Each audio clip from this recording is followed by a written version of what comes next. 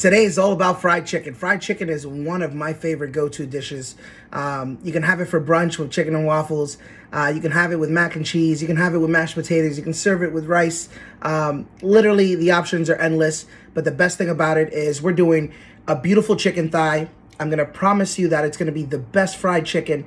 Crispy on the outside, delicious and juicy on the inside, full of flavor. Let's get started.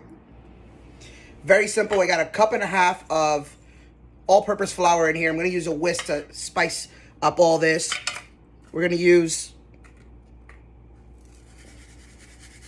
a tablespoon of kosher salt, a teaspoon of cayenne, a tablespoon of smoked paprika, a tablespoon of granulated garlic. And this is where you can get funky and add whatever you want. I'm going to add a little bit of ground coriander and a little bit of my secret spice. So we're going to mix all these bad boys up.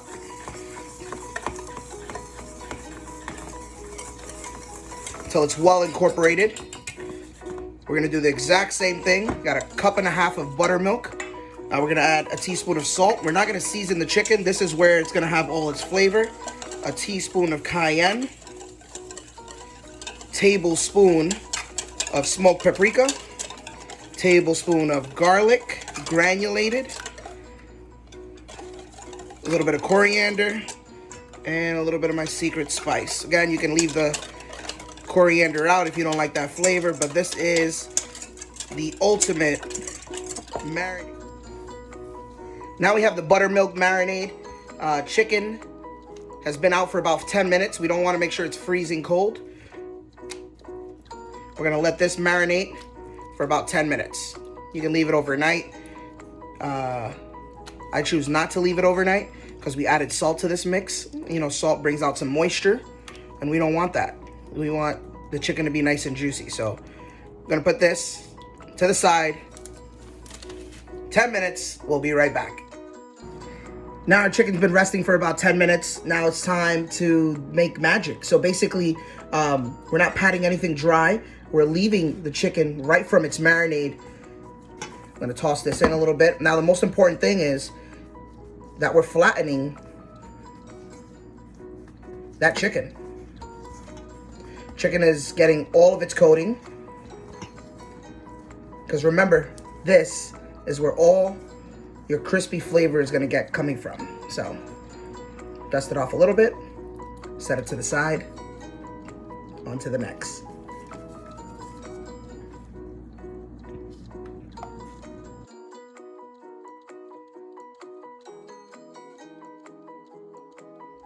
Chicken is ready to go. Our temperature is medium-high heat. I got a nice little cast iron. You don't need a cast iron for this.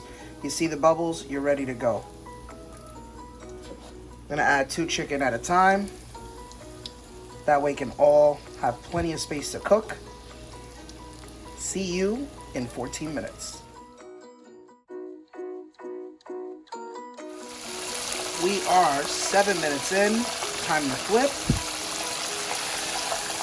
Beautiful. Golden brown is what we're looking for. If you got too much color, that means your heat is too high.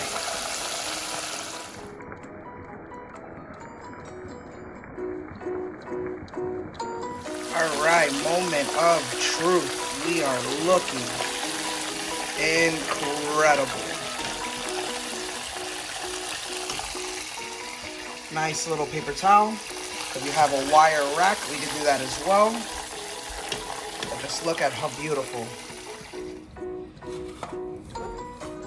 One of the hardest things to do now is wait. We let this rest. You don't want to dive right into it. It's hot, but most importantly, let's see if we can hear. That chicken skin is going to be so perfect. So by letting it rest, you cool it off a little bit, and that skin just gets extra crispy. Trust me on this one. I decided to serve my fried chicken Spanish style with a little bit of white rice, some fried maduros, which are sweet plantains, a beautiful avocado fan. That, of course, we're going to hit with a little bit of salt, and that crispy fried chicken. How gorgeous does that look? Time to dig in. Let's just admire how beautiful this fried chicken looks. As promised, now it's time to show you how crispy and delicious this chicken really is. So I let it rest for 5 minutes. I was patient. You hear that?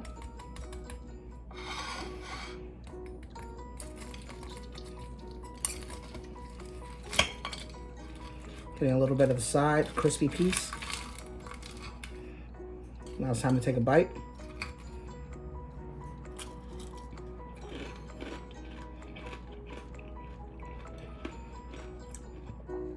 It's delicious. It's so full of flavor. My favorite part of the chicken by far is gonna be the skin. You just can't duplicate the skin. It's better than some of the competitors out there, fast food wise, but as promised, let me know. Don't forget to like and subscribe. Let me know in the comments what you think, and let me know in the comments what other dishes you wanna see. Until next time, thank you for tuning in to Kelvin's Kitchen.